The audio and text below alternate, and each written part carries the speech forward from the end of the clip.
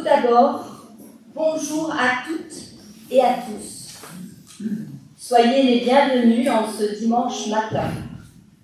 D'ores et déjà, je souhaite remercier celles et ceux de leur participation à la réalisation de ce temps cultuel un peu particulier et vous donner quelques informations sur le déroulement de ce matin.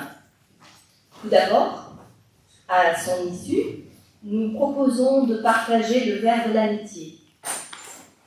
Mais avant cela, nous sommes invités aujourd'hui à laisser de côté tout ce que nous avons l'habitude de vivre durant un culte et à nous laisser entraîner dans une déambulation intérieure et physique où nous rejoindrons tour à tour des témoins du Premier et du Second Testament. Ensuite, le temps de scène aura ceci de particulier que nous partagerons seulement le pain aux côtés des disciples d'Emmaüs. Vous avez reçu également à l'entrée un petit accordéon où vous trouverez différentes figurines relevant les émotions au travers desquelles nous serons peut-être amenés à passer. Pour entrer dans ce temps de culte, je vous invite à vous lever et à chanter au numéro 31-32. Ils ont marché au pas des siècles. C'est la page 346. Gloire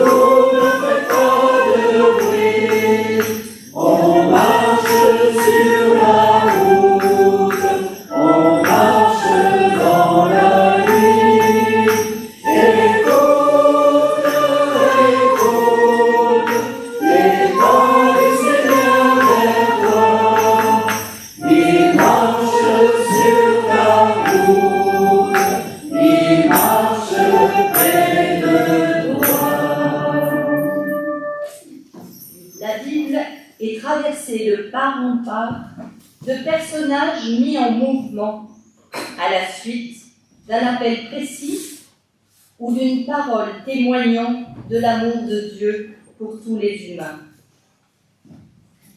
Dans certains cas, le déplacement intérieur, l'accueil de cette parole précède la mise en marche physique. C'est le cas pour Rebecca, l'épouse d'Isaac.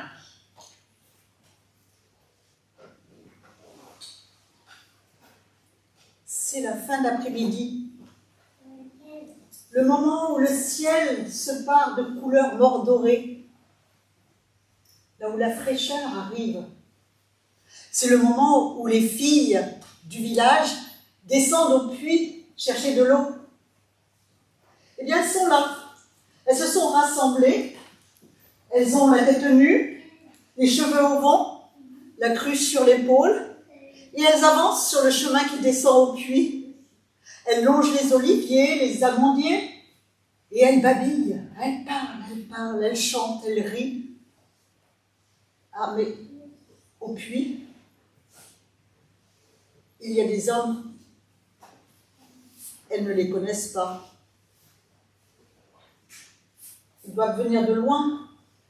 Ils ont de la poussière sur leurs habits et puis leur visage est buriné par le soleil, comme s'ils avaient marché très longtemps. Des étrangers sans doute. Elles avancent vers le puits et elles voient qu'ils doivent avoir beaucoup de biens parce qu'il y a 10 chameaux chargés de colis et de coffrets. Elles avancent encore. Elles arrivent au puits et l'une après l'autre, elles remplissent leur cruche, la remettent sur l'épaule et remontent. Mais quand la première arrive en haut, un homme d'âge mûr s'approche d'elle. C'est peut-être le chef de la caravane et il lui demande à boire. Alors la jeune fille fait glisser la cruche de son épaule, l'incline pour que l'homme se désaltère. Rien de plus normal dans ce pays que d'offrir à boire à l'étranger qui passe. Mais ce qui est plus étrange, c'est qu'alors que ses compagnes reviennent au village avec leur cruche sur l'épaule, la jeune fille prend sa cruche et verse le reste dans l'abreuvoir. Et puis, elle ne s'arrête pas là, elle retourne au puits. Elle descend, remplit sa cruche, remonte et reverse de l'eau dans l'abreuvoir. Et ainsi, 1 fois, 2 fois, 3 fois. Et elle va jusqu'à ce que l'abreuvoir soit plein pour que les chameaux se désaltèrent. L'homme la regardait faire, les sourcils froncés, se demandant qui elle peut être et un peu le pourquoi de ses gestes. Et quand elle remonte la dernière fois avec sa cruche sur l'épaule pour retourner au village, il l'interpelle et il lui demande qui elle est. Et si chez son père il y aurait de la place pour les accueillir pour la nuit qui arrive. Avec un sourire radieux, la belle jeune fille lui répond « Je suis Rebecca, la fille de Bethuel, la petite fille de Nahor et de Milka. Et oui, chez mon père, il y a de quoi loger pour vous. Il y a de la paille et du foin en quantité, vous pouvez venir. » Et alors, devant Rebecca surprise, l'homme s'agenouille. Et il crie d'une voix forte « Béni sois-tu, Dieu du ciel et de la terre. Béni sois-tu, Dieu de mon maître Abraham, qui a fait réussir mon voyage. » À ces mots, Rebecca sursaute. Abraham? Il a parlé d'Abraham? Mais Abraham, c'est le frère de son grand-père Nahor. Abraham, dans la famille, tout le monde en a parlé, tout le monde en parle encore. Il est parti il y a si longtemps, bien avant que sa propre mère soit née. Il est parti à la suite du Dieu unique, comme il disait. Et il est parti dans un pays lointain. On n'a plus jamais entendu parler de lui, mais là, elle vient d'entendre. Cet homme viendrait-il d'Abraham, de la part d'Abraham? Pendant qu'elle réfléchit, elle ne s'est pas rendue compte, l'homme s'est relevé, il est allé vers les chameaux, il a ouvert un coffre et il revient avec 2 anneaux, 2 bracelets et un anneau d'or. Et avant que Rebecca ne réagisse, il lui a passé 2 bracelets au poignet et il lui a inséré dans ses narines délicatement un anneau. Rebecca frémit, elle sait ce que veulent dire ces bijoux. Ce sont les bijoux que l'on offre à une jeune fille pour la demander en mariage. Elle regarde l'homme, il est âgé, elle se demande qui la demande en mariage. Et tout émue, elle repart en courant au village, à la maison de ses parents. Et là, elle raconte tout ce qui s'est passé au puits. Et à ces mots, son frère, Laban, se lève et part. Il a vu les bracelets, il a vu l'anneau qui avait scintillé dans le soleil couchant. Il veut savoir, il va au puits. Et il s'adresse à l'homme qui est encore là, avec tous ses chameaux. Et il lui dit, « Seigneur, ne reste pas là. Viens donc à notre maison. Nous avons du foin et de la paille en suffisance. » Et c'est ainsi que toute la troupe d'étrangers, menée par son chef, suivent Laban. Ils arrivent à la maison, ils détellent les chameaux, les installent, leur donnent à manger, et puis Laban fait laver les pieds de tous les hommes et les fait entrer dans la maison. Il s'installe à table. Et là, l'étranger ne veut pas manger tant qu'il n'a pas raconté le but de son voyage. Et il raconte. Il s'appelle Eliezer. Il est le plus vieux serviteur d'Abraham, son fidèle serviteur, l'administrateur de ses biens.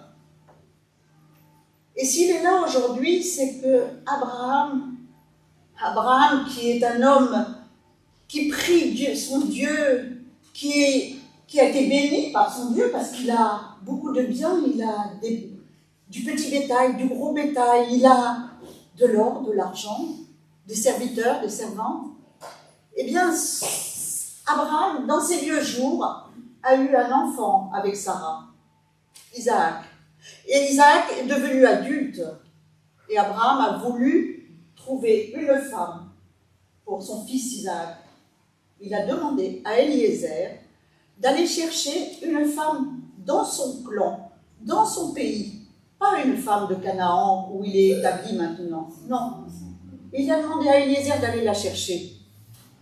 Eliezer s'est un peu étonné. Comment allait-il reconnaître la femme qu'il faudrait pour Rebecca?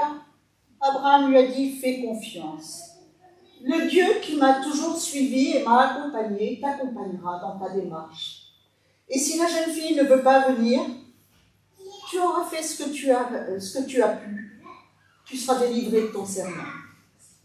Alors Eliezer a posé sa main sous la cuisse de son maître, comme c'était la coutume. Il a prêté serment qu'il ramènerait une femme pour Isaac. En chemin, il se demandait quand même comment il allait reconnaître. Et ce soir, en arrivant au puits, il savait qu'il était arrivé dans le pays de Nahor et d'Abraham. Eh bien, il avait prié le Dieu de son maître de lui donner un signe, de lui montrer qui pourrait être la femme d'Isaac. Eh bien, ce soir, le signe s'est réalisé. Rebecca lui a donné à boire. Rebecca a donné à boire à tous ses chameaux. Et il a su que c'était elle qui devait être la femme d'Isaac. Alors il demande à Laban et à Bethuel s'ils sont d'accord pour que Rebecca soit la femme d'Isaac. Ils répondent, si Dieu s'est prononcé, nous lui faisons confiance. Rebecca pourra être la femme d'Isaac. Rebecca n'avait rien manqué de cet échange. Et en apportant les galettes d'amandes, les dattes, les figues, elle s'émerveille. Elle s'émerveille de cet Abraham dont on lui a tant parlé, qui a quitté toute sa famille, tout son clan, pour partir vers l'inconnu à la suite de l'appel de ce Dieu unique dont il parlait. Émerveillé que Eliezer parte vers une terre aussi inconnue pour lui, pour une requête un peu difficile, et qui a fait confiance au Dieu de son maître Abraham. Elle médite tout cela. La nuit est venue, tout le monde va se coucher. C'est le lendemain matin, Eliezer est prêt à partir. Il a déjà donné l'ordre à ses serviteurs de préparer les chameaux. Bethuel et Laban et la femme de Bethuel disent non, un moment, vous pouvez rester encore, et puis Rebecca peut rester encore une dizaine de jours. Eliezer dit non, non, non, ma mission est accomplie, je dois rentrer, je dois revenir. Alors Laban et Bethuel appellent Rebecca et lui demandent ce qu'elle est prête à faire. Et là, Rebecca répond, je pars. Avec confiance, je pars. Et c'est ainsi que le jour même, Rebecca monte sur un chameau. Ses servantes montent aussi sur un chameau. Et sous la bénédiction de leur père et de leurs frères, elle part vers l'inconnu. Elle ne sait pas qui sera son époux, Isaac. Elle espère qu'elle verra Abraham. Elle est sûre qu'il lui parlera de son Dieu.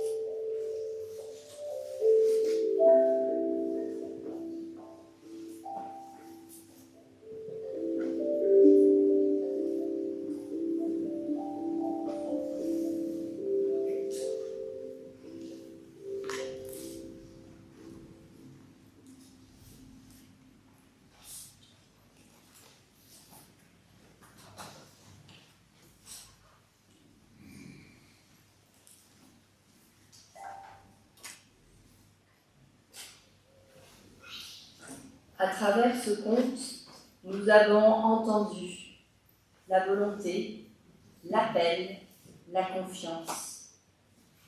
Ainsi, au cours du cheminement terrestre, la transformation, la compréhension et l'acceptation se font jour. Rejoignons maintenant les disciples sur le chemin d'Emmaüs.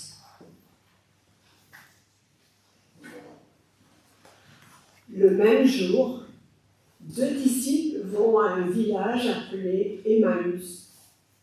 C'est à 2 heures de marche de Jérusalem. Ils parlent ensemble de tout ce qui vient de se passer. Pendant qu'ils parlent et qu'ils discutent, Jésus lui-même s'approche et il marche avec eux. Les disciples le voient, mais quelque chose les empêche de le reconnaître. Jésus leur demande, « Vous discutiez de quoi en marchant ?» Alors les disciples s'arrêtent, ils ont l'air tristes. L'un d'eux, appelé Cléopas, lui répond, « Tous les habitants de Jérusalem savent ce qui est arrivé ces jours-ci, et toi seul tu ne le sais pas. » Il leur dit, « Quoi donc ?» Ils lui répondent, « Ce qui est arrivé à Jésus de Nazareth, c'était un grand prophète. Sa parole était puissante et il faisait des choses extraordinaires devant Dieu et devant tout le peuple. Nos chefs des prêtres et nos dirigeants l'ont livré pour le faire condamner à mort. On l'a cloué sur une croix. Et nous espérions que c'était lui qui allait libérer Israël. Mais voilà déjà le 3e jour depuis que c'est arrivé. Les disciples marchent, enfermés dans leur douleur, dans leur colère. Rien de ce qui les entoure ne les atteint. Ils sont comme coupés des autres, coupés de Dieu. Seigneur, pardonne-nous de t'aimer si mal, nous et les disciples du texte de Luc. Pourtant, quelques femmes de notre groupe nous ont beaucoup étonnés. Ce matin, très tôt, elles sont allées à la tombe. Elles n'ont pas trouvé le corps de Jésus.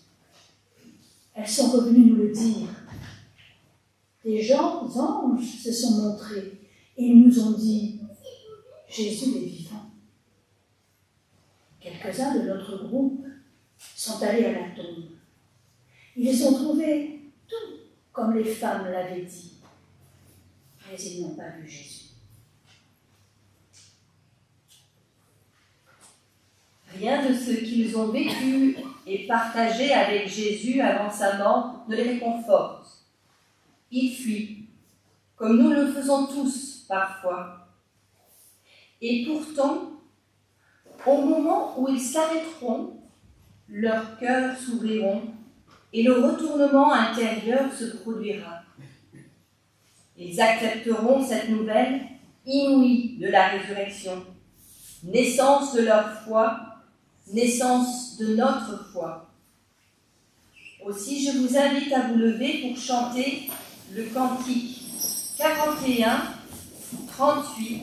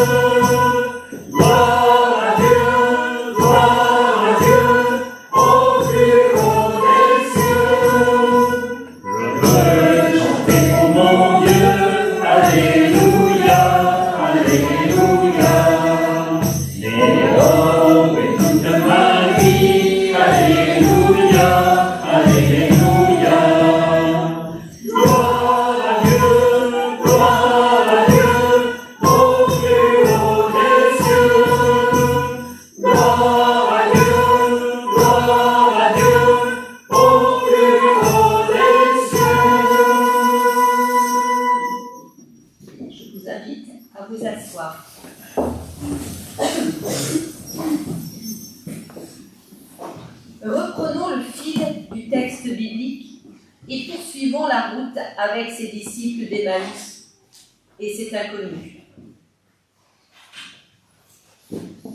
Alors, Jésus leur dit, « Vous ne comprenez rien.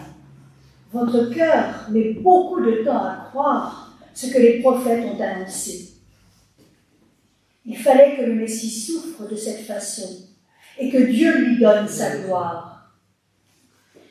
Et Jésus leur explique ce que les livres saints disent à son sujet. Il commence par les livres de Moïse. Ensuite, il continue par les livres de tous les prophètes.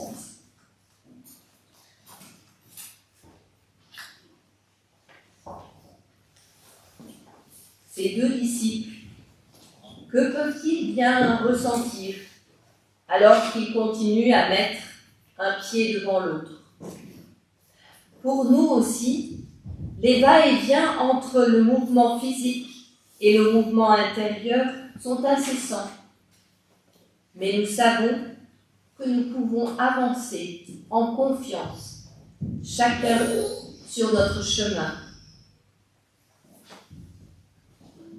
Nous vous invitons maintenant à entrer et à vivre le temps de la scène. Ils arrivent près du village où les disciples devaient aller. Jésus fait semblant d'aller plus loin. Mais les deux hommes lui disent en insistant, « Reste avec nous. » C'est le soir et bientôt il va faire nuit. Jésus entre dans la maison pour rester avec eux. Il se met à table avec eux. Nous sommes tous invités à nous rapprocher de l'altar et à former un cercle. Que chacun et chacune se sente libre de prendre le pain ou de le laisser passer selon sa sensibilité. Vous êtes tous invités.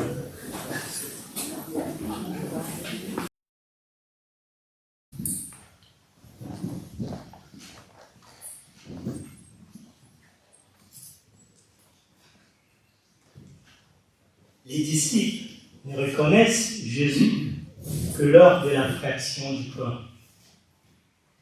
La parole des femmes, l'échange de paroles sur le chemin, l'écoute de la parole de Dieu sont comme des graines. Ça paraissent comme des graines sémées en eux. Le signe du pain permet la levée de ces graines enfermées. Nous sommes au printemps avec la germination. Nous pouvons expérimenter cette réalité. Les disciples en chemin vers Emmaüs, en chemin aussi à l'intérieur d'eux-mêmes, évoquent le passé. Ils en parlent, ils en discutent. Jésus, ce prophète, à qui nous avions tant espéré, condamné à mort. Les femmes nous disent qu'il est vivant. Peuvent-ils croire? Ils sont comme enfermés dans leur idée. Ce Jésus auquel ils ont mis tant d'espoir n'est plus. Ils sont tristes, déçus. Exactement une attitude désespérée. Une attitude qui nous rappelle aussi bien la perte d'un être cher. Tout semble s'écrouler sur ce chemin de réflexion et de méditation. Jésus ne les laisse pas seuls. Jésus les rejoint dans cet espace d'enfermement. Il s'approche et fait route avec eux. Une démarche qui nous rappelle bien sa pédagogie, cette pédagogie qu'on va y faire. Se faire proche, faire route avec eux. Une attitude de compassion avant de leur poser une question. Il les pousse à retourner en arrière, à repenser à la route passée. De quoi discutiez-vous? Mais comme nous le voyons, les disciples n'arrivent pas à penser au-delà de la croix, de cette mort terrible réservée à l'époque aux criminels. Ce n'est pas possible. La bonne nouvelle des femmes, les vivants résonnent, mais ça ne les rejoint pas. Les foi coincent sur cette réalité. Ils ont connu Jésus, peut-être à distance, mais ils ont cru en lui. Ils cherchent, ils sont en chemin. Jésus ne les abandonne pas sur ce questionnement. Il continue l'échange, marche à leurs pas, fait route avec eux. Il oriente la réflexion des disciples en les questionnant sur ce qu'ils ont vécu. Il voit les doutes et l'étape difficile à franchir. croire en la parole des femmes. Comment croire lorsqu'on ne voit pas? Pour réveiller leur cœur et leur esprit, Jésus les invite à ne vraiment pas s'arrêter au tombeau. Il les pousse à chercher plus loin, plus profond, et à reprendre le chemin des Écritures. Pour cela, il se rend disponible aux disciples. Il prend du temps pour expliquer la parole. Il parle des livres saints. On peut imaginer les prophéties, les prophètes, Ésaïe, les psaumes même qui signifiaient que Jésus va souffrir. Bref, il parle de la Bible. Comme s'il voulait s'aimer profondément la parole dans la profondeur de leur cœur. Peu à peu, la parole provoque quelque chose de l'intérieur, devient comme un feu brûlant. Reconnaissent-ils, n'avait-il pas en nous quelque chose de brûlant quand il nous parlait? La parole de Dieu reçue à la suite de tous ces questionnements enflamme leur cœur. Les disciples cheminent, ils avancent, ils ne sont pas loin d'atteindre le but recherché. Ils arrivent près du village Emmaüs, mais c'est comme s'il leur manquait encore quelque chose. Jésus est avec eux, mais ils ne le reconnaissent pas. C'est comme s'il y avait quelque chose qui faisait en sorte qu'ils n'arrivent pas à cette germination. Sans doute ont-ils besoin encore de Jésus. Ils le retiennent d'ailleurs. Le retenir encore un peu le temps de la germination. Reste avec nous. Jésus entre et se met à table avec eux. Il va prendre le pain et le distribuer avec une autorité naturelle, déjà pressentie d'ailleurs par les disciples, alors qu'il n'est pas chez lui. Dans ce signe du partage du pain se cache la vie plus forte que la mort. La germination est faite, les yeux s'ouvrent, le cœur s'ouvre. Les disciples ressuscitent. Ils peuvent retourner à Jérusalem, reprendre le chemin cette fois, avec comme retourner en eux avec une foi débordante, pour aller dire aux autres disciples de Jérusalem ce qu'ils ont vu. La rencontre du ressuscité que ces disciples ont vue vient aujourd'hui aussi nous dire que nous ne sommes pas seuls sur nos chemins de doute, de désespoir. Jésus marche avec nous et nous écoute. Nous sommes invités à ne pas nous arrêter au tombeau, à nos enfermements, mais à relire bien souvent la parole, puis trouver le trésor, le feu brûlant qui vient sans cesse nous remettre debout, en marche. Amen.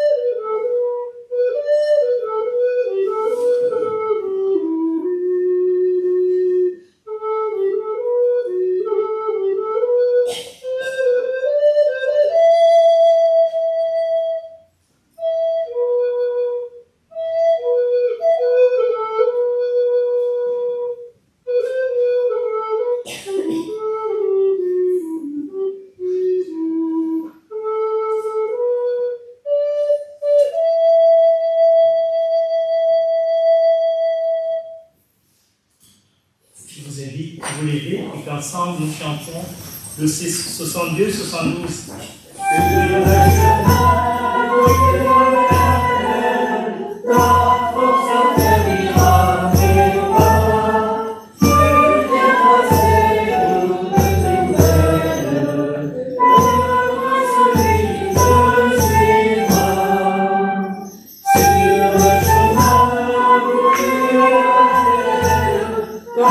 Forza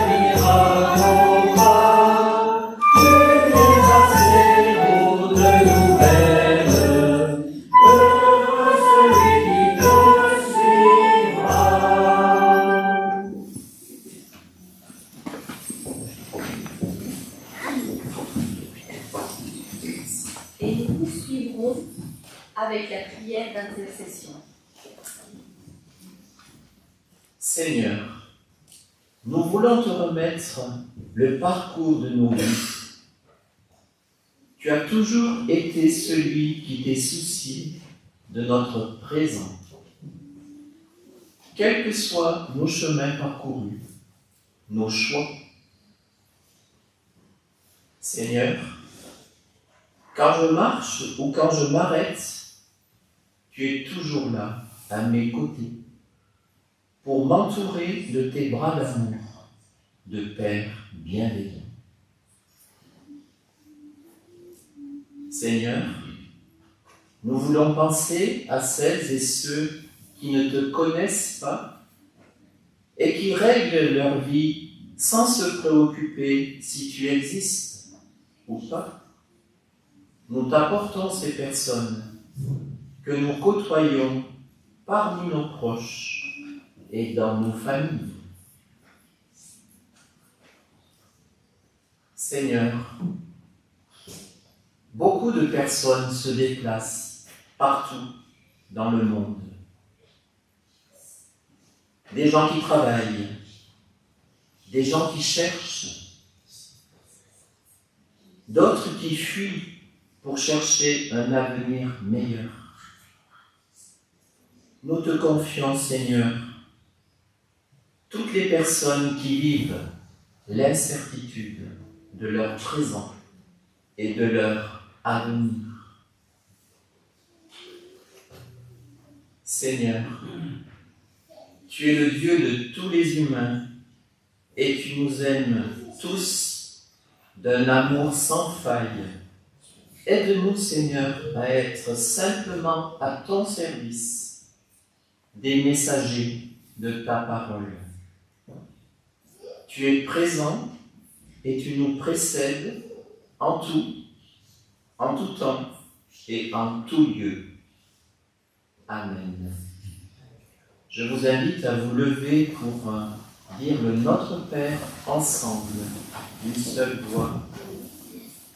Notre Père, qui es aux cieux, que ton nom soit sanctifié, que ton règne vienne, que ta volonté soit faite sur la terre comme au ciel.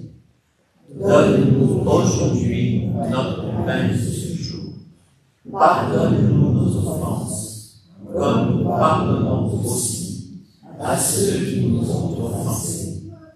Et ne nous soumets pas à la tentation, mais délivre-nous du mal. Car c'est à toi qu'appartiennent le règne, la puissance et la gloire, pour les siècles des siècles. Amen. Et avant de nous séparer, remettons-nous à l'écoute de ce texte de Luc sous une autre forme.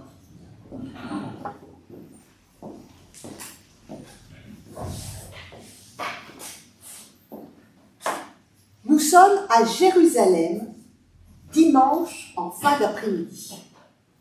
Il y a foule à la porte ouest. Les pèlerins qui sont venus en nombre assister à la Pâque sont en train de se préparer pour rentrer chez eux. Les femmes s'embrassent, se disent au revoir, montrent leurs achats, les épices qu'elles ont achetées et que leurs maris sont en train d'attacher à leur âne et qui embaument l'atmosphère. Et par petits groupes, ils se mettent sur le chemin qui s'éloigne de Jérusalem. Ce sont des petits groupes colorés, joyeux. Les enfants courent d'une famille à l'autre en criant de joie et en faisant plein de poussière. Parmi tous ces pèlerins, il y en a deux qui détonnent. Ils ont l'air si tristes. C'est comme s'ils étaient en noir et blanc. Le sac qu'ils portent sur leurs épaules a l'air de peser une tonne. On dirait que leurs sandales sont en pierre. Ils marchent lentement. Ils ont le visage blême. Ils ont l'air si tristes. Ils parlent entre eux, mais C'est comme si un brouillard les entourait, un brouillard de tristesse, un brouillard mais infranchissable. Ils ne voient rien de ce qui se passe autour d'eux, ils n'entendent rien. Ils parlent entre eux et ils répètent les mêmes phrases, les mêmes interrogations, comme pour extérioriser ce malheur qu'ils viennent de vivre. Ils ne remarquent pas ce voyageur qui s'approche d'eux et qui met ses pas dans les leurs. Il marche à côté d'eux à leur rythme, mais ils ne le voient pas, ils continuent de parler. Et à un moment, le voyageur les interrompt et leur dit « Mais de quoi parlez-vous? Vous avez l'air si triste. » Les deux voyageurs, l'un s'appelle Cléopas et il voyage avec son ami et il est tout surpris. Et il dit « Mais enfin, tu viens d'où? Tu ne sais pas ce qui s'est passé à Jérusalem? » « Non. Racontez-moi, je vous écoute. » Et alors Cléopas lui dit « Mais enfin, tu connais Jésus de Nazareth, ce prophète, si puissant en parole et en actes. Enfin, tu as bien entendu parler de lui. Tu as bien su ce qui s'est passé. Les grands prêtres ont tout fait pour le faire condamner et qu'il soit mis à mort. Et lui qui était innocent, il a été crucifié au milieu de deux brigands. Il est mort. Il a été mis au tombeau. La pierre a été roulée. Et pourtant, on y croyait. On croyait que c'était le libérateur, celui que nous avaient promis les prophètes, qu'il allait nous libérer des Romains, guider notre peuple. Et voilà. C'est fini maintenant, il est mort. Ça s'est passé vendredi soir. Ça fait 3 jours. Il est mort.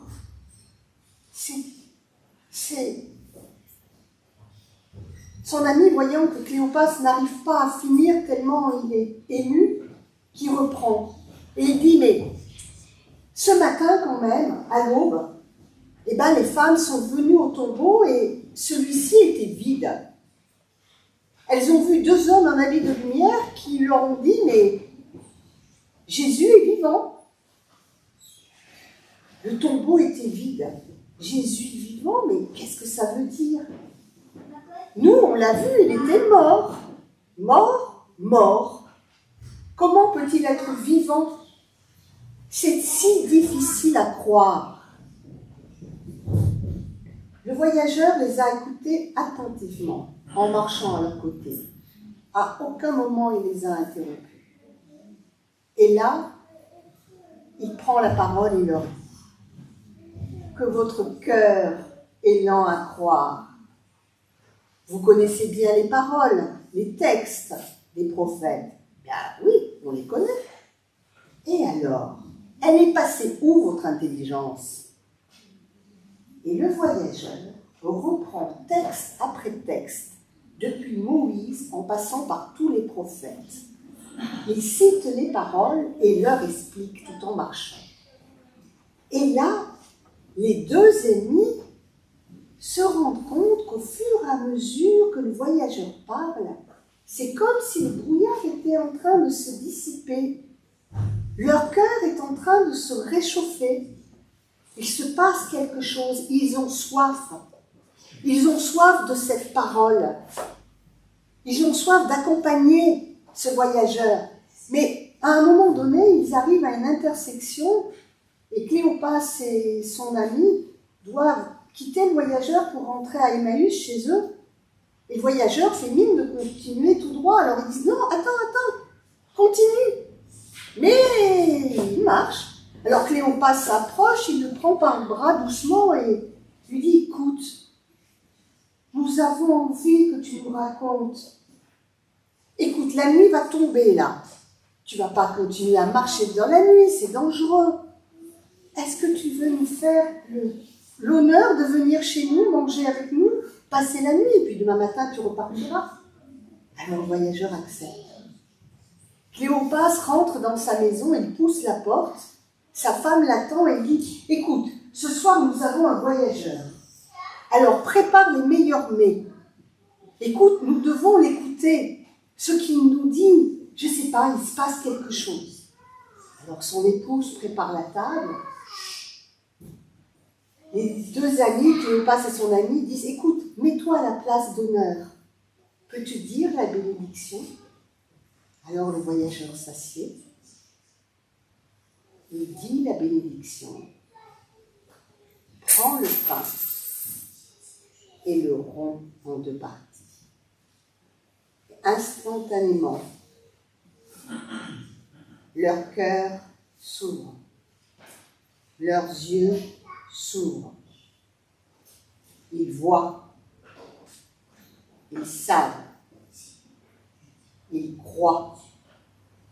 C'est Jésus qui vient de rompre le pain.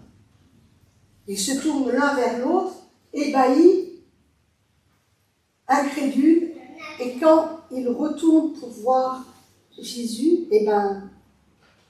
la place est vide. Jésus a disparu. Sur la table, il ne reste que les 2 morceaux de pain. Instantanément, ils se lèvent. Justement, la femme de Cléopas est en train de rentrer avec un plat d'olive et elle dit « Mais il est passé où, le voyageur ?»« Mais c'était Jésus, dit Cléopas, c'était Jésus, nous ne l'avons pas reconnu. Il faut qu'on se mette en rouge, on repart immédiatement à Jérusalem. » « Mais comment ça? C'est la nuit. »« Ah non, non, mais il faut qu'on parte, qu'on se mette en route, qu'on aille à Jérusalem annoncer la bonne nouvelle aux disciples, mais aussi à toute la ville.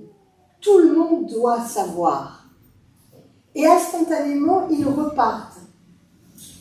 Ils marchent. Non, ils courent. On dirait que leurs sandales ont des ailes.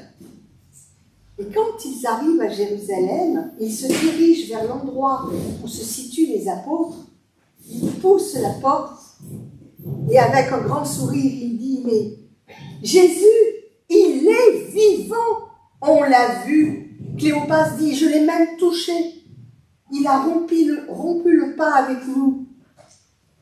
Il est vivant. » C'est le Messie. Le Christ est ressuscité. Oui, il est vraiment ressuscité.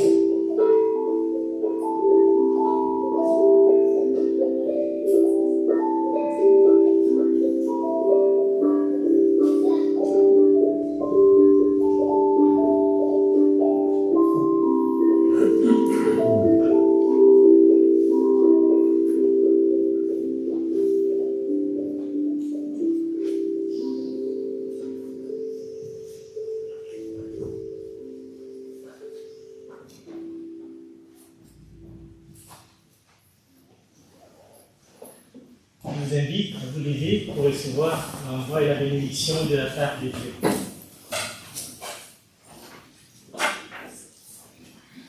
Oui, vous l'avez entendu, le Christ est ressuscité. Il est avec nous. Nos chemins de tristesse, de découragement peuvent devenir chemins de résurrection. Comme les disciples, si quelque chose nous retient sur le seuil de la résurrection, n'hésitons pas à demander à Jésus de rester avec nous, de l'inviter à notre table. Que Dieu vous accompagne, vous bénisse et vous garde. Allez dans la joie et dans la paix de notre Seigneur ressuscité. Amen.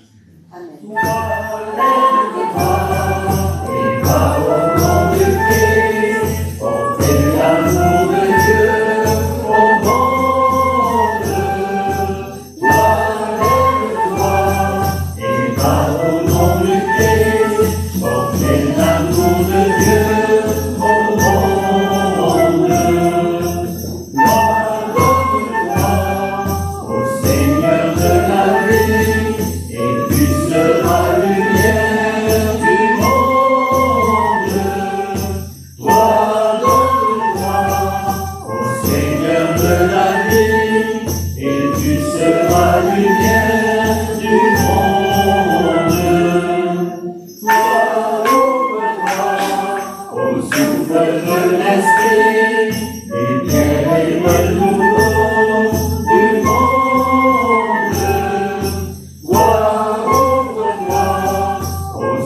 me laisse